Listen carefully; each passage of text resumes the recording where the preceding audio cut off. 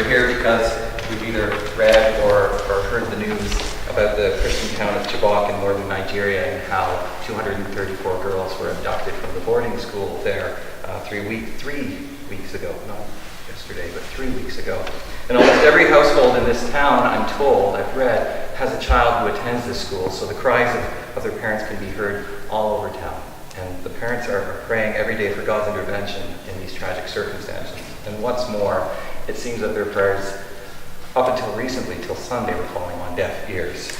The world, including some Nigerians, including us, have not done much to pay attention to all of this. So today we're going to do our part, what we can do, and we'll proclaim that we are profoundly concerned.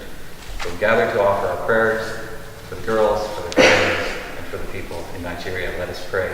Community in the world, our hearts are aching now for this group of young women, and their parents were angry that they've been put into harm's way because they had the guts to seek out to become teachers or doctors, to be empowered by education, to fight for their rights, to stand up against the status quo. And we're concerned about the possibility that these abducted students may become victims or already are victims to sexual exploitation and slavery and injustice and violence. And short of a miracle, it seems as if nothing can be done to save them. This story couldn't be more dispiriting. The initial underwhelming response to their plight left all of us feeling enraged and powerless at the same time. Imagining the ruined lives of these young women. President Goodluck Jonathan was slow to respond. There are media reports that his wife, Patience Johnson, has denied the abductions, has told people not to gather and protest and raise awareness for this.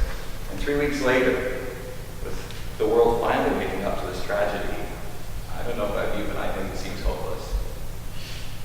But Isaiah chapter 11, as we heard, reminds us that in the midst of Israel's despair, there was to be the one who would rise up, who represented a future beyond the people's imagination. It reminds us not to give up hope.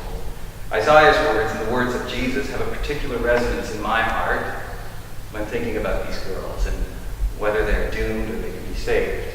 Isaiah says, pray and have hope, because the unimaginable, the impossible, the unthinkable, your greatest hope, can happen.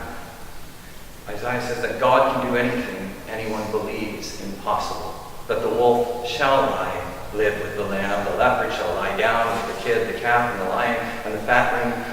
All enemies shall one day come together.